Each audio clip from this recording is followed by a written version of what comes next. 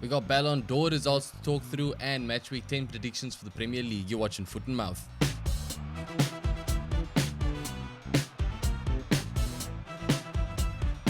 Hello everybody, welcome back. Just had to try it one time. Welcome back to Foot and Mouth. It's been a week, bro. It's been a week. Look, we're going to kick things off. Ballon d'Or results. The expected winner, at least at this table. Well, you said Martinez. I said Martinez should win it, but the predicted winner was Rodri. I think Let's be honest, Rodri should win it too. I still think Martinez, just because of the numbers. Numbers don't lie. Numbers don't matter, the trophies bro. that he won, the trophies that he himself won for club and country. This is a step in the right direction. For club and not only country. is the Premier League player winning it, it's a defensive midfielder for club winning it. and country. This opens the doors to defenders winning it. This opens the doors It does. to... Van Dijk was close a few years back. But this opens the doors to a lot of things. I think it's a good thing. Fuck Martinez. Look, I don't think that Rodri I think he was absolutely deserved winner. Yeah. It was just my personal no preference. question. If you watch soccer and you watch Rodri play and you look at undefeated in how many games 100%. for club and country, you can't tell me that player is not kind of the best in the world. That's what I'm saying. I'm not going to argue with it. I did expect him to win it. I just personally would have gone with Lautaro Martinez. On the last episode, I kept saying Lisandro Martinez.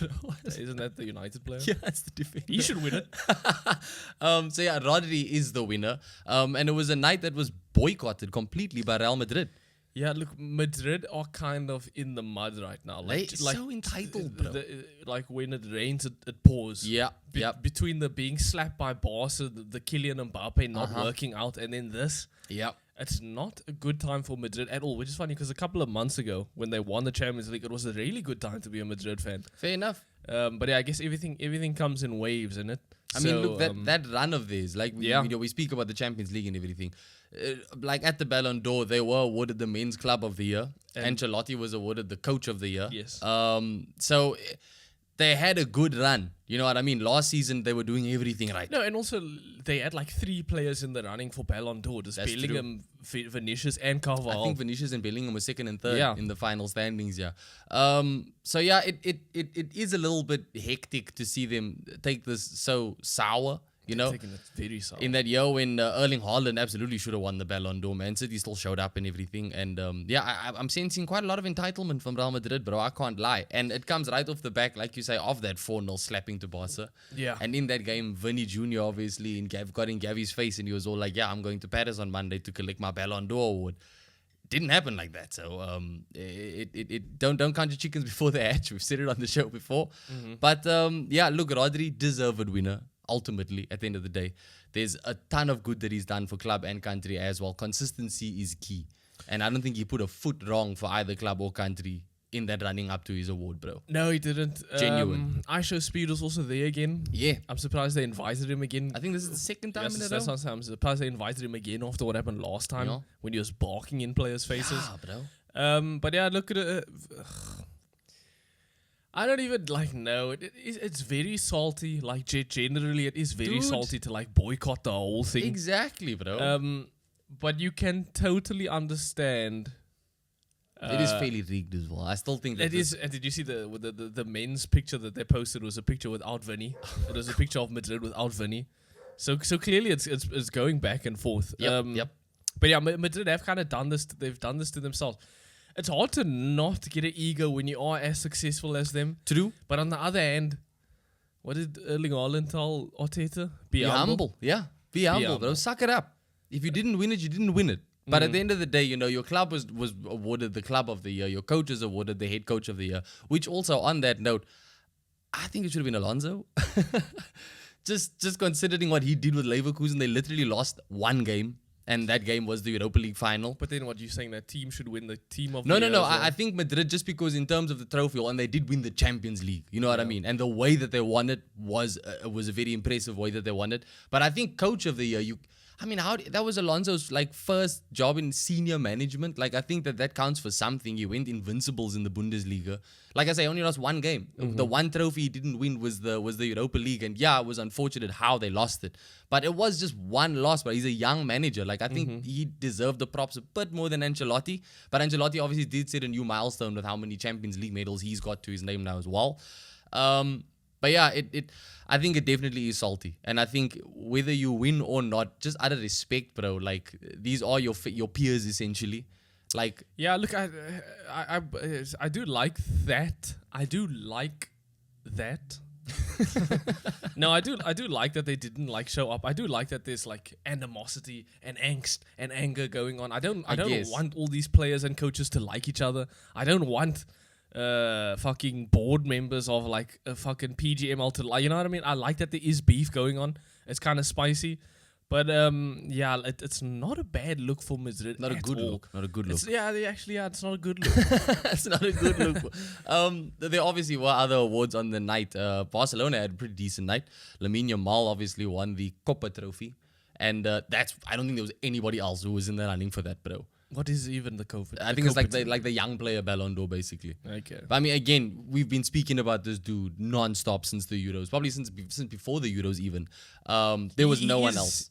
I honestly think he is the best player in the world right now. I think Kobe Mainoo made the top 3 of the Copa Trophy. But he also had a really good breakout season last season. Did he catch a lift there though?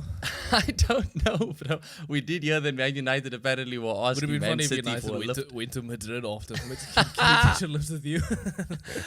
Barcelona, I forget her name now, shame on me. But a female Barcelona player was also awarded the Women's Ballon d'Or award. Wow. And yeah, it didn't Would have stop been funny there. if a male player was awarded the female.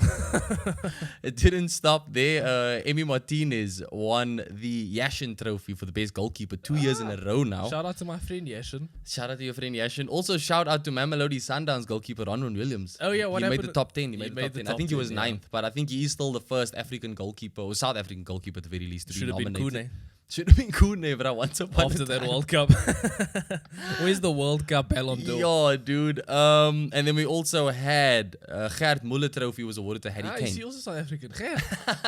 Old Gert. Shout out to Gert, bro.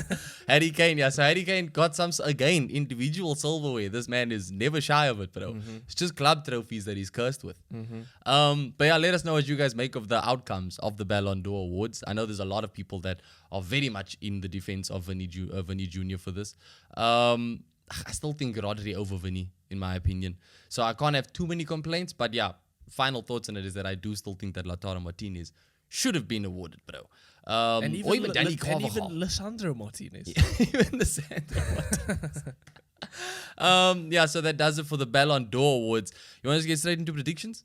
Yeah, we can. It is a big week for Manchester United. Obviously, on the last episode, we had breaking there's a lot news happening. Yeah, where Erik ten Hag was unfortunately, and I say that from the bottom of my heart, unfortunately let go. Wasn't it the story that he left? I don't think it was a matter of he got sacked. No, I think they spun it. I think he got sacked. Eh? I thought reading that. I thought I read it that they spun it in a way that said that he a mutual agreement type No, thing. dude. They coated from it. what I've heard, he was called into a meeting and they basically told him, "Yeah, shit's not working out." Apparently, apparently he left like very cordially. What's the word? Cordially. So apparently he left very like okay, but there's been like some stories coming out now like today that apparently he's taking it hard, like he's not having a good time. I did see the big smiles on his face at the airport. Yeah, so that's what I'm saying. Like, and also there was a picture of him like walking out with like a smile on his face. So Yeah. he is taking it in stride. But like I said, today there's reports coming out that he is having a tough time. I mean, understandably so. It was his biggest job in management so far. And they did kind of back him, and then he double failed. So they had to pull out the backing. So yeah, a lot's got. Look, let me give you a quick sum up though. Amorim is destined to come in apparently after the international break, which means Ruud is gonna have like I think 3 games. Yeah. Obviously we've seen him play one. Yeah, we beat Leicester 5-2. Yeah, as soon as Ruud comes in, the team just remembers how to score goals again. Yeah, we still don't remember how to defend goals. Because let's be honest, it was kind of a Leicester reserve team. And for them to score 2 goals against us is still kind of a bad look. But yeah, we were playing Alta Bayende, who was the second choice goalkeeper. Very rare appearance for I him. see why he's second choice, especially for the one goal, like him punching the ball into the box. You got to get the ball out of the box. Yeah. But yeah, no, look, there were actually like some really good passages of play, to be honest. We didn't look, it wasn't it wasn't a new team. We didn't look different. But you saw differences compared to when Ten Hag was at the helm, not a few days ago. We scored 5 goals against Leicester. Casemiro got 2 of them. Yeah, could have got a hat-trick. We scored 5 goals against Leicester, our Premier League team, and I think in Ten Hag's whole career he didn't score 5 goals against a Premier League team. Wow. So Ruud is already breaking Ten Hag records. That is pretty hectic, I can't lie. Yeah, I know, but again, though, like I said, I mean, you look at that West Ham game, how many chances we had. This was just a case of players taking their chances. True. Whereas when Ten Hag was there was a lot of close calls, misses. So I don't think, Ruud he's not gonna fucking reinvent the wheel while he's here. He's here for 3 games. True. I think he's honestly just here for vibes and to try and get the team Yeah, their into spirits up and everything. and he's into a decent space. Maybe like, because I'm sure I'll get into the Chelsea game now. But yeah, like I'm sure the atmosphere is gonna be hot. You know what I mean? Like fans actually want to be there now. Fans want to see the coach now. They obviously he's a former player. He's a club legend, bro. He's a club legend. So yeah, I think just the order. I don't want to use fucking Gen Z slang, but the skibbity order on this guy. The skibbity. I think Ten Hag, we did mention, had negative order. Yeah, like negative on top of negative. Yeah, bro. and I think United. I said it before. United's a big club. You kind of need to have some kind of oomph to get these players to play for you. That's fair. And Van Nistelrooy is out there looking like Silas from Heroes. and Daniel Ricciardo sometimes, bro. And I think there is a certain order to that. Obviously, the players know what he's achieved. They are United fans. They know they can't really shit the bed with this dude here. At least I hope so.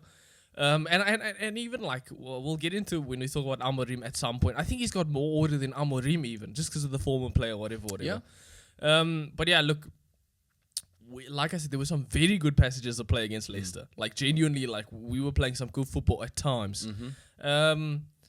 So yeah, a 5-2 win. I'm happy. Yeah, Bruno's got the goal as well. Casemiro 2. Did he also get 2? I think he may have gotten 2. Yeah. Look, I just want to say it's a bit of a weird habit from Manchester United in that they always just refine their form the minute the manager is let go. Well, yeah, that's what I'm saying. This is peak United. Peak United is interim coach United.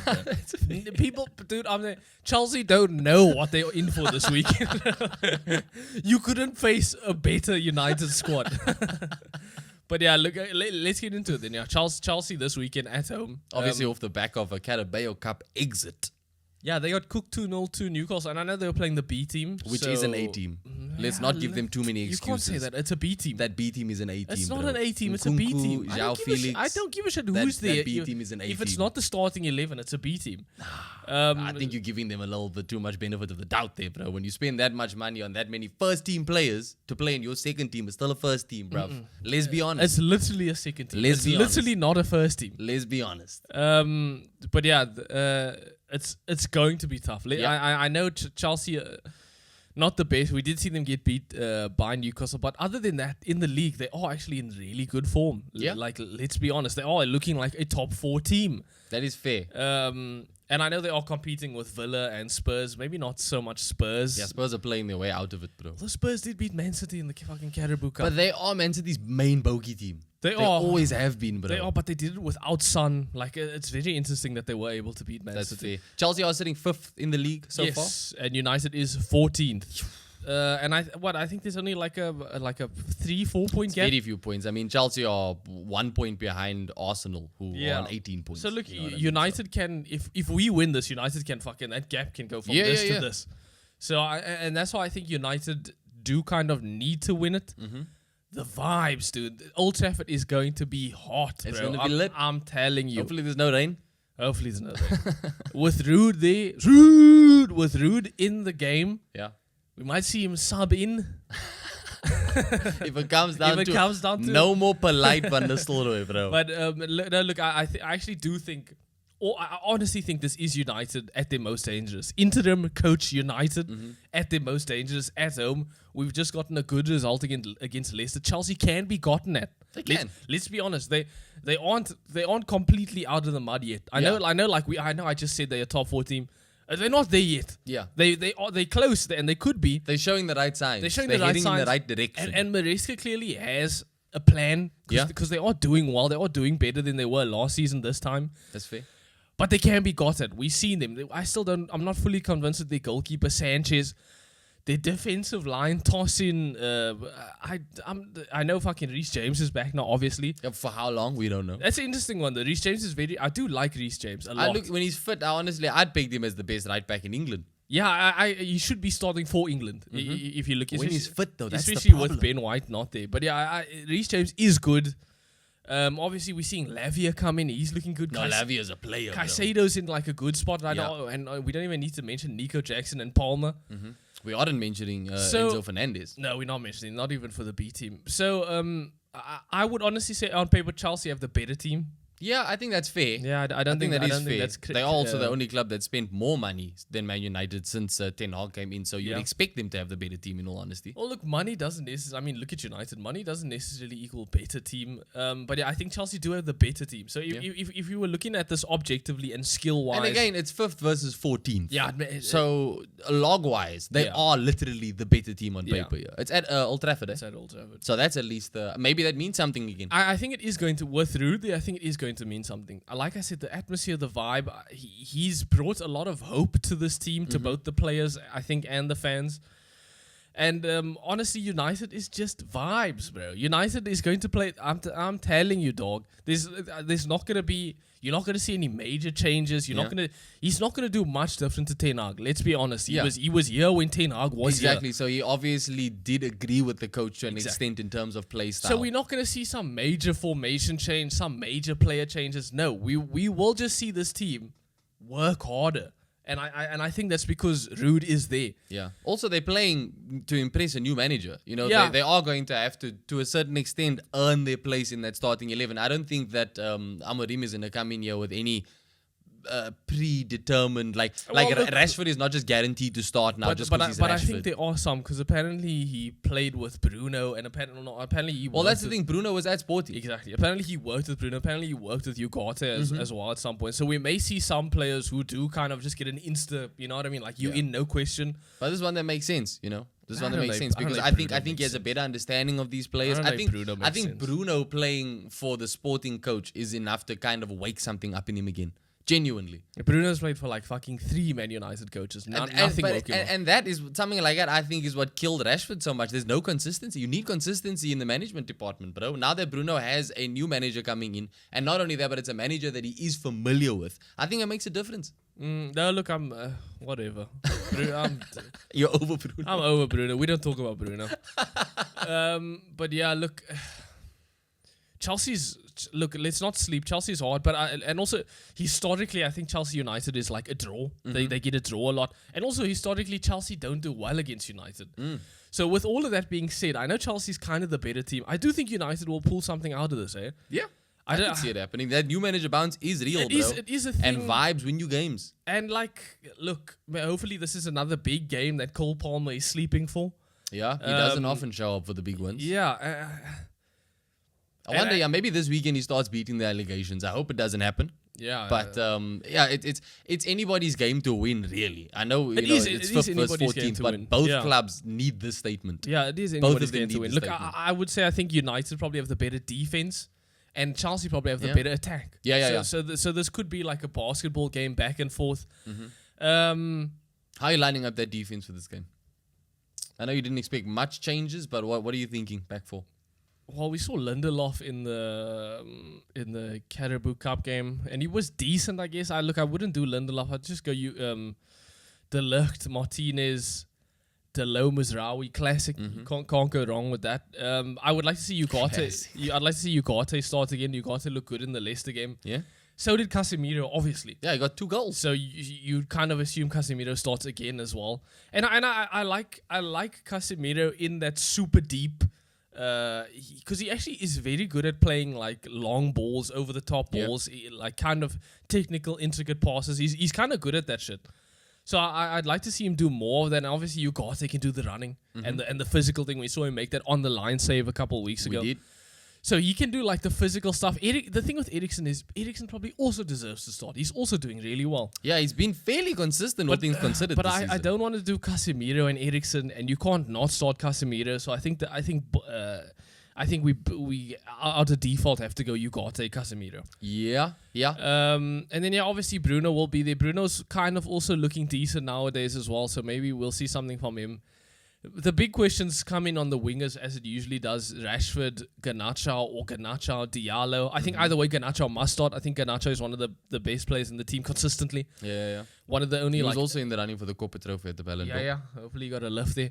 One of the only constant threats in that United team is I think Garnacho. 100%. If it's up to me, Rashford is kind of in decent form right now, but I gotta go Diallo, bro. Diallo hasn't looked happy the last couple of days under Ten Hag, but we saw coming on with the Leicester game, he was smiling, happy, laughing with Ruud. So I think Ruud being in charge now, there is maybe more of a connection there. Maybe. He does bring an X factor that United need in this game particularly. Yeah, no, exactly. So I would start Garnacho and Diallo as the wingers, and then obviously Højlund. It's no question. Xerxes is cool. I would like to see Xerxes as a midfielder. Yeah. Obviously, the talk is Amorim uses 2 number 10s. Bruno and Xerxes as 2 number 10s. Interesting. We also saw in the last game Xerxes played alongside Højlund. Yeah. I don't know if didn't he get an assist in the Leicester game? I think he did. Yeah, I think he did. But it wasn't like a proper assist. I think he just headed it, and Casemiro happened to header his header. Fair enough. But yeah, look, Højlund has to start. He's so threatening. Yeah. Will we see? Xerxes is Dutch. Ruud is Dutch. Will we see Ruud try and push Xerxes in his few games? Yeah, just for the sake of why not? He's Dutch. I'm Dutch. We kind of have the same vibes. Maybe, but I would like to see Højlund start. And again, I can't emphasize this enough. You won't see incredible football by Man United, but you will. But you will get vibes, dude. Players will be smiling. Fans will be shouting. They're going to be enjoying their football. They will enjoy it. And again, Ruud... Ten Hag, sorry. Rest in peace. Old habits, bro. Rest in peace. Ruud has 3 games in charge. Yeah. That's not enough time to make a massive change to this team. So I think he's just going to work with what he's given. And I think the pure order, the presence. I think just him being there is actually going to make a genuine difference. You think he's going to finish with a 100% record? I think he could. I honestly think he could. He's planning on staying on as assistant. Yeah, by his own words. He wants to stay. No, even if it's as an assistant, he wants to stay. He wants to fulfill the contract, and shout out to him for that. Unfortunately, it's not his choice. But yeah, look, I'm gonna go United. I want to say draw. I think the smart thing is draw because Chelsea will score. United will score. I want to say draw, but I'm a United fan. I'm wearing the shirt. Back the boys? I'm backing the boys. I'm going to say United 3. 3? Yeah, 3. Damn. Chelsea 1. United 3-1 at Old Trafford. That's the score. That's bold. That is bold. I'm going to say United 2-1. Yeah. I think United 2-1. Again, I don't want Chelsea to continue to head in the right direction. And I do honestly... For all the credit that they do deserve, I do honestly think it's going to catch up with them. With Chelsea? Yeah, it's... Look, the hype can be exhausting to the players. You know what I mean? When you do have this run and you do have the fans that are like... Not only that, I think even in 5th, I think Chelsea are still kind of underperforming when you look at the quality of players they have. Yeah. So that's why I don't think this is a downfall. I think they can only go up from No, I'm not saying downfall. I just think they're going to plateau a little bit now, bro. I think they're going to hit it. I think they're heading towards a plateau. I don't see them... I know obviously, in the Premier League, 5th versus 14th, you got to favor the team that's 5th. But there's so many different factors to take into account here with what's happening at Manchester United that I do lean towards them a little bit. That's why I say 2-1. I don't think United are going to run away with it quite as much with a 3-1. I'd like to see it. But I'm going 2-1 United. Swansea has gone with a 4-2 Chelsea win. Oh, you know what? 4-2. Get out of here, Spots. 4-2 is hectic. You're lucky you're not sitting right across from me, Spots. Because I would tell you off. I would sit you down. That game is obviously happening on Sunday. It's another Super Sunday. Let us know your predictions for that one. We're going to move on to my boys now, the Arsenal. Coming off the back of a nice 3-0 win against Preston. Obviously, it is Preston, so it's not exactly the type of win that you run to the hill screaming about. But it was a good performance. Very much a second-string team on our part. We had a debut for our goalkeeper, Setford, in goal. I think he's 18 years old, 17 years old maybe. Clean sheet. So that was good to see. He's obviously not going to start in this game. No. So we are playing Newcastle now. But there is an 18-year-old that should start. 17-year-old. 17. Ethan Nwaneri. And I think, he obviously had a great game in the Carabao Cup. He makes it 3 goals in 2 appearances in the Carabao Cup. Now, I think already at this point, he's too good for the Carabao Cup. And he should be starting some Premier League games. I don't know if Newcastle away is the game to do it in.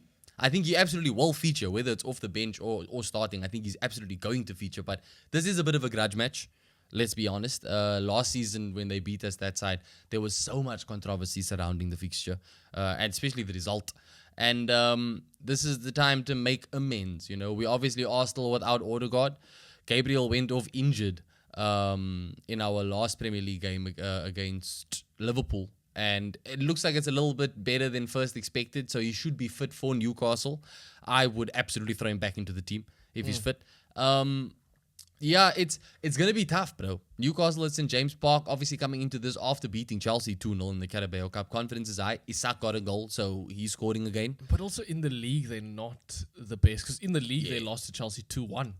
So they're I don't know. I think, again, Newcastle have been so up and down performance-wise in the Premier League, bro. Sometimes they look good. Even in defeat, they look good sometimes. But they aren't getting the results. But going to their home is a challenge. Always. And we are still missing Odegaard, of course. So that's still challenging for us. We are still missing Calafiori. Calafiori's out for a few weeks. So I expect to see Timber move to left back, Ben White at the right back, centre back partnership of Saliba and hopefully Gabriel. Saliba is back from his suspension. He did play in the Carabao Cup game as well. And David Raya in goal, obviously. Midfield-wise, I don't see much changing, honestly, bro. I think the biggest change you'll see is probably Trossard comes out to starting 11. Genuinely.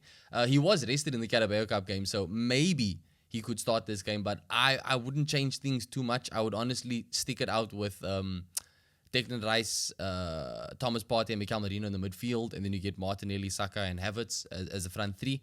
I think this is a game that's perfect for Trossard to come in off the bench for. Genuinely. Newcastle don't exactly have the fastest back line, so Martinelli and Saka can do some damage on those flanks. We saw Saka against Liverpool, bro. Yeah. The way he cooked Robertson. And he was rested in the Carabao Cup game as well for the most part. He did end up coming on. But he should be fresh for this game. Gabriel Jesus obviously got a very rare goal in the Carabao Cup. Nice finish. But I mean, the finish of that game was Ethan Wanieri. My word, bro, what a goal. But yeah, Jesus got himself a goal. And I think that's going to do a lot for his confidence. So he'll probably feature as well. But I think that's more an impact player from off the bench. But yeah, I think the main goal in this game is just to control it, bro. Control the pace of the game.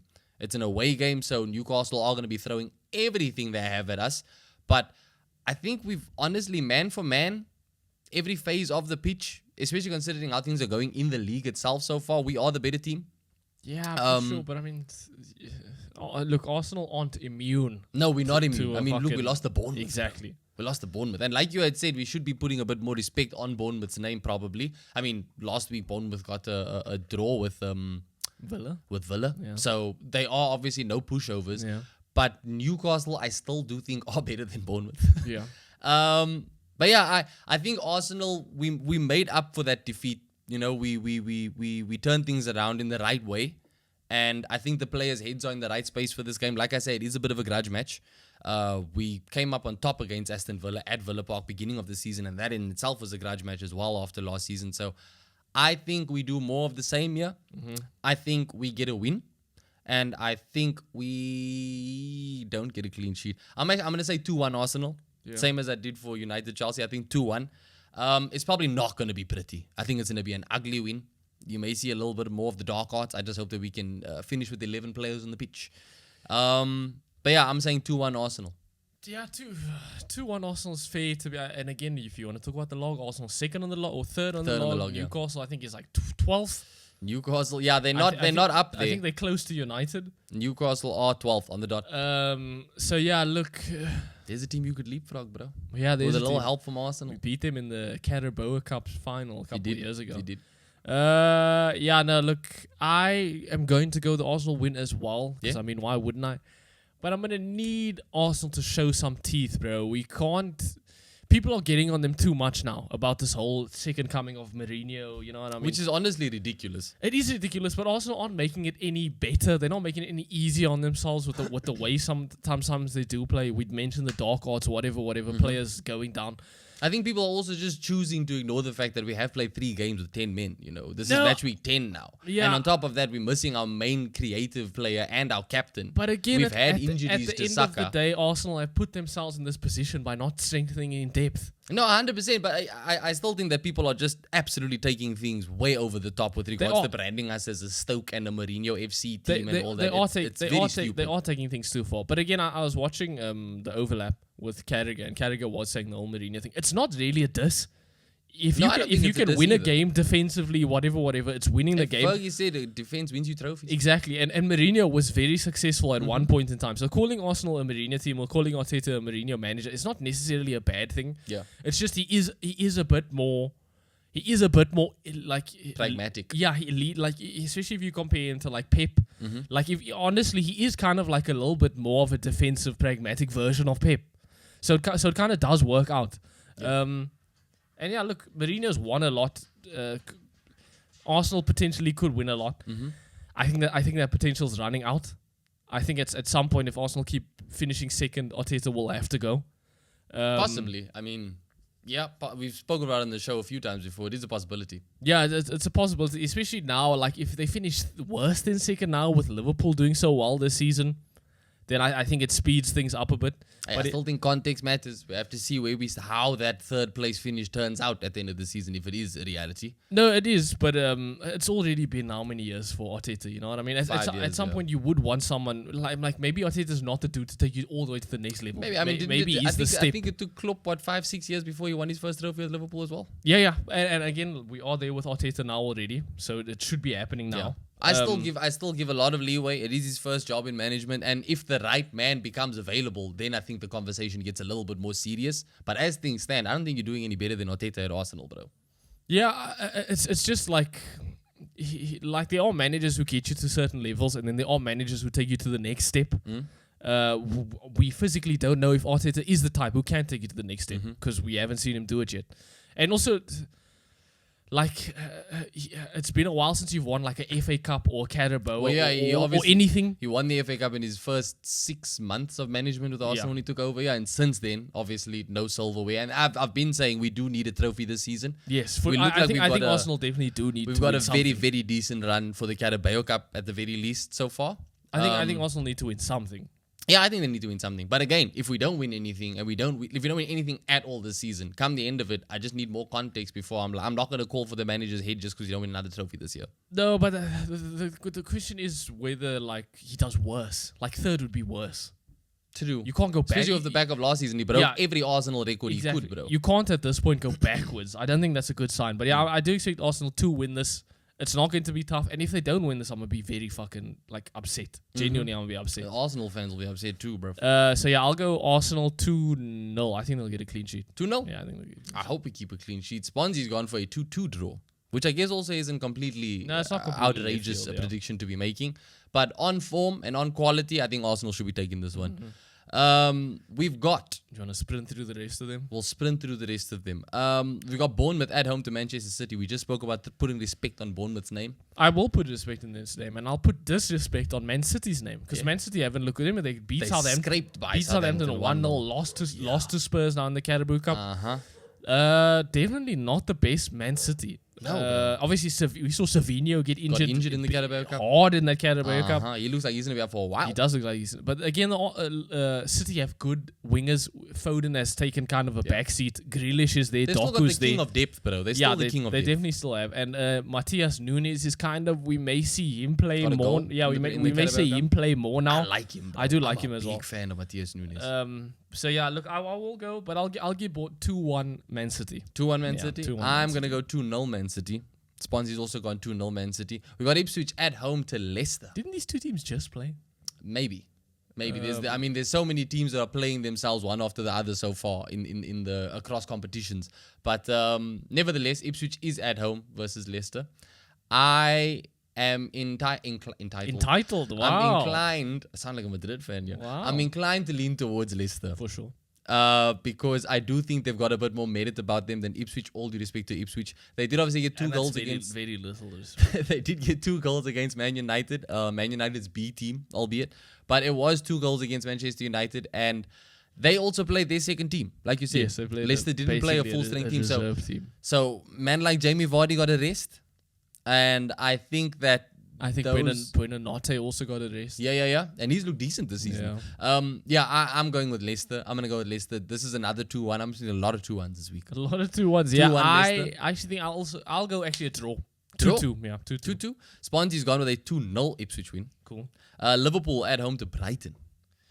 This is tough, eh? This is quite tough. No, Liverpool, though, on his slot, you wouldn't see this as the game he loses. You know what I mean? They just scraped past Brighton in the Carabao Cup. They won 3-2. They did, yeah, they did. But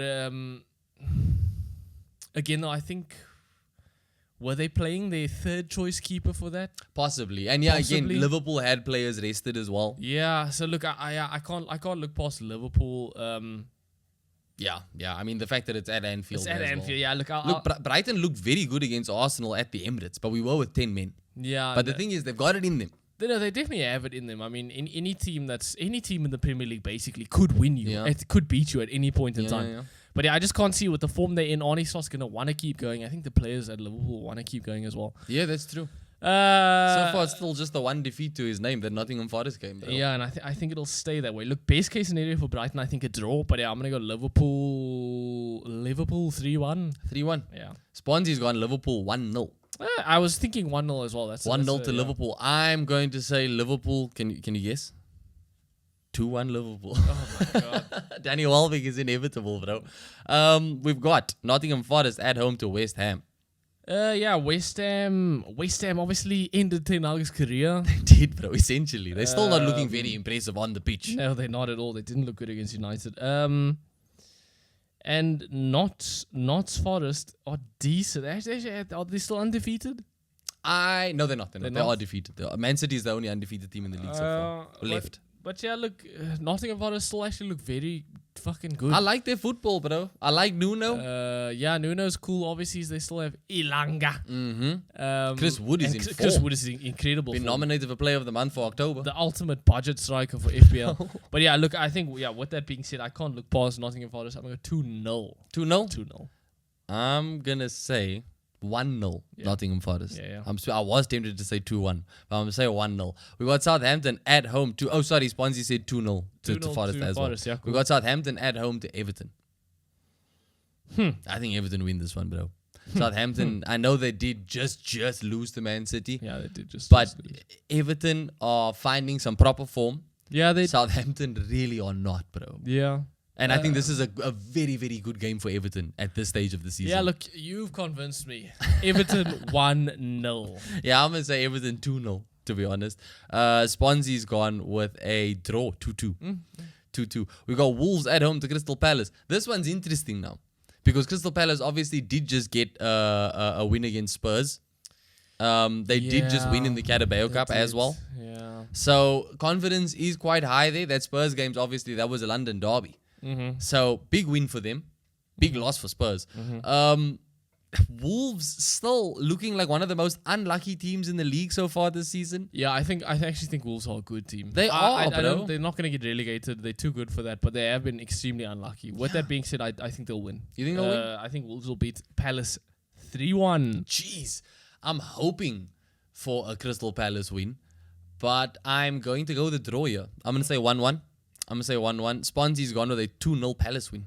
Wow. 2-0 Palace win, bro. After that, we have got Spurs Aston at home Villa. to Aston Villa, bro. I mean, Spurs need a statement win just as much Spurs as anybody. need any kind of win. That's also true. Any kind of fruit. But yeah, look, they do... Just beat City in the Carabao Cup? Yeah, just Aston Villa just went out of the Carabao Cup. This is a toss-up, eh? This is actually a really tough game. Do you think Aston Villa look like they're burning out a little bit now? No. Okay. Moving on. No, I don't think so. I just don't think you can always be on. You know what I mean? That's fair. You have your days. You will have your days. I think Unai Emery is too good of a manager, and I think the Villa players are. I think they are honestly too good to fall off. Fair enough. Especially like playing Spurs now. I think Spurs have already fallen off. I don't think Spurs is I don't think Spurs is set for top 4 anymore. They are there obviously, but I think Chelsea and Villa will make they'll make the actual. They're more in the argument. So Spurs being there, I think they will slowly come down. Obviously, we saw they also had Van der Ven get injured in that Man City game. He's a massive part of that. They may be hoping that he got suspended in the last Premier game because then he would have avoided that injury. Yeah, he's probably the best defender in that Spurs team. So I think you take him out, you keep that high line in. He's the fastest one there as well for sure. Obviously, they do have Dragostin, who honestly does quite decently when he's filling in. I can't lie. I think he's pretty good. Yeah. But he's definitely worse than Van der Ven. Mm-hmm. It's going to be very attacking. This could easily be like a back and forth thing. But I can't look past that Nye Emery. The way they play, the players they have, the vibes, bro. The vibes. They got vibes. Yeah, and Spurs are Spursy, bro. Yeah, losing to Crystal Palace and then beating Man City. It's the ultimate Spurs. Yeah, conundrum. literally, bro. Look, I'm gonna go Villa winning 2-1. 2-1? 2-1. You stealing my shine here, man. You're copying my flow. Yeah. I'm going Villa 3-2. Okay. I think there's definitely going to be a high-scoring game, bro. Sponzy has gone with a Spurs win 2-1. Sheesh. Spurs win 2-1. It's a good thing he's not here, mate. It's a good thing he's not here. To close things out for Matchweek 10 in the Premier League, we have Fulham at home to Brentford, another London derby. I think it's a West London derby. I'm going to go with a draw for this one. Draw? Yeah, I'll go with a draw. Last time I predicted the draw for Fulham, I was wrong. I'm going to honestly back Fulham for a win here. I think you should, because also like Brentford kind of just squeaked one through against Ipswich in that last game at Brentford's home. So I think and obviously Fulham look fucking good. They also went through on penalties in the Carabao Cup against Sheffield Wednesday. I don't know what type of team they lined up, but Brentford definitely do look. They can't rely on Mbeumo and Wissa forever. No, they can't. I mean, last season they kind of did. Yeah. But I think this Fulham team are very well put together. Things have been up and down for Fulham lately, but I think this is a win, bro. At Craven Cottage. Yeah, I think saying Fulham win is the smart move, but I'm gonna go for a draw just for the shits. Yeah. What's the score? 1-1. 1-1. 1-1. I'm going 2-1 Fulham. Back to my 2-1s. Sponsy's gone with a 3-2 Brentford win. Cool. 3-2 Brentford. Ethan, it's time for your favorite part of the show. FPL. FPL. It has been a while since we've touched on FPL business, and I haven't missed it. I don't know about you guys watching the show, but my fortunes haven't very much changed that much. But Ethan, why don't you take it away, bro? I'll take it away. For the last 2 weeks, I've forgotten to change my team. It hasn't hurt you. And it hasn't hurt me at all. In fact, last week I had the second best week of the league so far. Yeah, you're now sitting top of the table, brother. I am sitting top of the table, and actually by quite a fucking you've got a comfortable, gap. You've got breathing room. So yeah, I've got 603 points. The guy in second, which is Keenan Fisher, has 584 points, and then third, Gerard has 556 You've points. Got breathing so room. yeah, I've got a lot of breathing room here. And like I said, I did actually forget to do my team the last couple of weeks. But yeah, that hasn't. I've kind of got the ultimate sit and forget team right now. I do at some point when I want to think about a bench boost or something, need to figure out my bench because my bench is useless. Yeah. I've kind of just got enough players that start and play, and that's it. But yeah, look, shit has been working out for me. I do have Chris Wood in my team. Like I said, ultimate budget striker. Yep. So I think he's up there with Danny Welbeck. Yeah. So, and then obviously, Haaland. So, yeah, I captained Haaland this week. Why wouldn't I? He got 12 points. Salah got 10 points. Mbeumo, I still have in my team. Nice. Got 15 points this last week. Smith Rowe, obviously, is doing incredible things at Fulham. He's in my team as well. 6 points from him. Gvardiol. Incredible. What a defender, bro. When he doesn't get a clean sheet, he scores a goal. So, yeah he's in my team. And then Henderson also... Nobody expected Palace to beat... Who did Spurs, they beat? bro. Nobody expected... And not only that, they got a clean sheet. So, Henderson, I did... Like I said, I forgot to change my team. If I had remembered to change my team, I would have taken him out. Who's your other keeper? Areola. I would have had to get an actual goalkeeper. Well, you would have got a win at least for the keeper, but Areola absolutely didn't do himself any favors points-wise. Areola got no points. West Ham play Fabianski now. Oh, that's they true. don't even play Well, Areola. I guess either way, you would have got the points. So, look, I do need to figure out my team bench-wise and shit. Like I said, it's not perfect, but the starting 11 is good. Yeah. Consistent. They all play. I mean, with Haaland and Salah, you don't exactly have much money for rotation for anyone players, else. so. Yeah, no, exactly. But yeah, I'm very happy with what I've got going here. It's not the best team, it's not the flashiest team, but there are anchors who consistently do get me points, like Mbeumo, like Salah, like Haaland, like Wood. Gvardiol as well. And Gvardiol. And yes, they're not big names like Saka, like Palmer, but They do a job. you don't need the big names. do a job. You really don't need them. As long as you have players. My thing is, my logic behind, and you should write this down. My logic I should behind, write this down. my logic behind FPL is just get players who play. Yeah. Just get players who play basically 90 minutes every single Don't week. overcomplicate. They don't have to be the star. They don't have to be super high priced. As long as they play consistently, you will get decent points. And my logic for goalkeepers, write this down. Goalkeepers don't fucking matter. Goalkeepers absolutely do not matter. Don't spend a lot of money on a goalkeeper. Don't spend a lot of time thinking about goalkeepers. In my case, forget about them.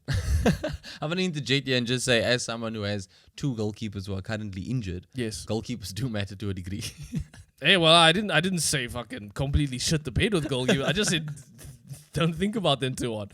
But yeah, let's touch on second place Keenan Fisher backseat Moyes. He's got Wood 2, he's got Haaland 2, he's got Salah as well. He does have Saka and Palmer. Palmer got 10 points, Saka got 9 points. It's always good to have those kind of players, no question. There are a bit of iffy ones, though, like Damsgaard. I don't know why he's got Damsgaard in his team. I don't think Damsgaard has done a single thing ever. Look, every now and then he pops up with something. Yeah, and look, he's also got Ramsdale in goal. I think Ramsdale as a keeper in fantasy is actually decent because I think he's cheap as hell. Yep. And He's also going to face a lot of shots. he's going to face a lot of shots. He's going to play. And then, yeah, he has Van der Ven on his team. Unfortunately, Spurs obviously got cooked by Palace. Nobody could have seen that coming. But yeah, look, he's got a good team. And I think his anchors are better than mine because he does have Saka and Palmer, who are obviously those two players are Guaranteed better point than scorers, Mbeumo and Smith Rowe. No question. Yep. So yeah, I think having those two players alone is a huge difference. This is kind of a slow week for him, but I think keeping those two players, he will do better in time. Yeah. So I do think he's got a good team. Gerard Galdenes, let's take a look at his team. 57 points for him. He's got Watkins in there. He's got Vardy in there. Vardy is actually a decent shout as well if you want to talk about budget. Especially considering this game week, bro. Yeah, First Leicester. He's got Saka as well. He does have Mbeumo as well. Haaland, obviously. Smith Rowe as well. So we've got a lot of the same players. Defensively, we completely different. His backline is Gabriel. I actually have Gabriel too. He's got Keane, Kanate, Burgess from fucking Ipswich, and Flicken in goal. Look, like I said, there's... When you spend money on players like Watkins, he's got Watkins, Saka, he's got Saka, Haaland, he's got Haaland, it's going to take a toll on some of your other positions. 100%. And I think that's why his backline is a bit, in my opinion, bare bones. I do think defenders are important. Not so much keepers. Yeah, I do think 100%. defenders are important. And I'm not trying to shit on his defenders, but Keane and Burgess. What are you doing? What are you doing? But yeah, no, look, I'm in first place quite handedly. Yeah, bruh. And I honestly think with the way my team is set up and stacked, I could leave them right here and I could go the rest of the You could season. forget another week. And I wouldn't have to change a thing. And I think I'd be fine. Well, it was cool. Maybe you can bank more free transfers this season. I think I'm doing so. for each of those game weeks, But it look, does help. There's a lot to take in. Like, I am going to have to fix this team and do a bench boost at some point because, like I said, my bench is non-existent. Yep. You've used your triple captain at some I point. used my triple captain in the second week, I think, and it worked out. And there is obviously that mystery chip. Yeah. Which nobody knows. So look, I still don't know. I can't rest on my laurels. Laurels?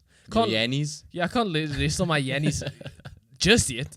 But I'm close. I'm close to having the perfect team. Fair enough, bro. I'm not going to get too much into my team because, look, at least I'm out of a relegation battle for the time being. Yeah. I am in a proper mid-table scrap. I'm now in 7th. But you did also have like a very good week 2 weeks ago when you Yeah. had like the highest points in the league. I did, bro. I was finally above the average points, but the last game week, I'm back to below average. But I do have to shout out Bukayo Saka, Mo Salah, and Danny Welbeck, bruh. Yeah, Welbeck's also a good budget. And then choice. I've obviously got Rico Lewis. He's been my mainstay in terms of Man City defenders so far. And this also season. with the Man City injury crisis they're kind of going through, I think we'll see more Lewis. Yeah, I think keeping him. I said it from the beginning, and I like it because this is a defender that plays kind of in a midfield role for the team as well. So, I got 45 points, bruh. So I'm gonna have to do something. Speaking of Ipswich players, the one player that I think is in with a shout is Delap. Yeah. I think the lap is honestly a decent shot, again, especially for this game week. But yeah, what I'm going to do with my 2 free transfers this week is anybody's guess. I definitely have to make some changes. I probably should get a goalkeeper that plays football and isn't just sitting on the injury bench. That's a good shot. But yeah, let us know what you guys think FPL-wise this season. Who's a wild card that could bag some points this week? I honestly think it could be Smith Rowe. On the note of Smith Rowe having such a good season already, I'll try and work him into my team. But let us know what you guys are doing. Let us know your predictions for Matchweek 10 in the Premier League this week. Thank you for watching the show. Don't forget to subscribe, like the video, and we'll catch you in the next one.